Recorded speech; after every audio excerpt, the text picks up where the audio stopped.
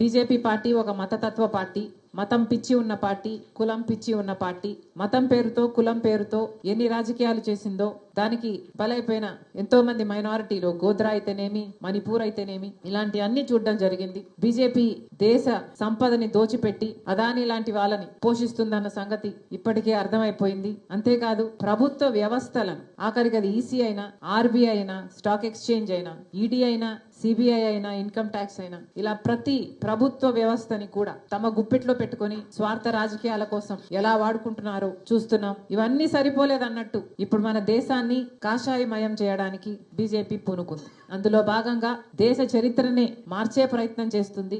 ఆఖరికి స్వతంత్ర యోధులను కూడా కుట్రతో దేశద్రోహులుగా పోర్ట్రే చేసే ప్రయత్నం చేస్తున్నారు. ఆ క్రమంలోనే ఆఖరికి మహాత్మా గాంధీ గారిని కూడా వదిలిపెట్టకుండా ప్రపంచమంతా ఫాదర్ ఆఫ్ ద నేషన్ అని మహాత్మా గాంధీ గారిని అంతగా గౌరవిస్తే బీజేపీ పార్టీ మాత్రం మహాత్మా గాంధీ గారిని ఒక విలన్ గాను, గాంధీ గారిని చంపిన వాళ్ళని దేవుళ్ళగాను పరిగణించి వాళ్ళ గుళ్ళు కడుతున్నారు. ఇవన్నీ చూస్తున్నాం, ఇవన్నీ గమనిస్తున్నాం. మహాత్మా గాంధీ గారు అహింసావాది అయితే, సత్యం, అహింస, ప్రేమ, సోదర భావం గాంధీ గారి సిద్ధాంతాలు అయితే వీటికి పూర్తి భిన్నంగా హింసా మార్గాన్ని ఎంచుకుంది బీజేపీ పార్టీ. మైనారిటీలు ఉండకూడదు అన్నట్టుగా మసీదులను ధ్వంసం చేయడం అయితేనేమి, చర్చులని నాశనం చేయడం అయితేనేమి, వాళ్ళ మీద దాడులు చేయడం అయితేనేమి బీజేపీకి అలవాటుగా మారిపోయాయి. మహాత్మా గాంధీ గారంటే గౌరవం లేదు, వారి సిద్ధాంతాలంటే విలువ లేదు. కేవలం మహాత్మా గాంధీ గారు కాంగ్రెస్ పార్టీ నాయకుడు కాబట్టి ఆయన లెగసీ కాంగ్రెస్ పార్టీకి తాకకూడదు అన్న ఉద్దేశం, ఆ అడ్వాంటేజ్ కాంగ్రెస్ పార్టీకి రాకూడదు అన్న వికెడ్ ఇంటెన్షన్. అంబేద్కర్ గారిని కూడా వదిలిపెట్టలేదు.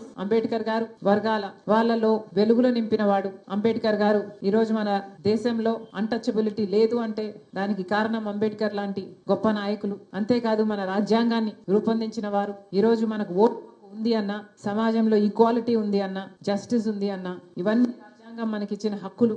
సమాజంలో అందరూ స్వేచ్ఛగా, సమానంగా, సగర్వంగా బతికే అవకాశం మనకు రాజ్యాంగం ఇస్తుంది. అంతటి అంబేద్కర్ గారిని కూడా పార్లమెంట్ లో ఎంత హేళన చేశారో, ఎంత అవమానించారో ఇవన్నీ చూస్తున్నాం. బేసిక్ గా దళితులు అంటేనే పడదు బీజేపీ పార్టీకి. దళితులు అంటేనే చిన్న చూపు బీజేపీ పార్టీకి. కులగణన చేయాలి అని కాంగ్రెస్ పార్టీ ఎప్పటి నుంచో అడుగుతుంది, డిమాండ్ చేస్తుంది, కానీ ఇంతవరకు చేపట్టలేదు.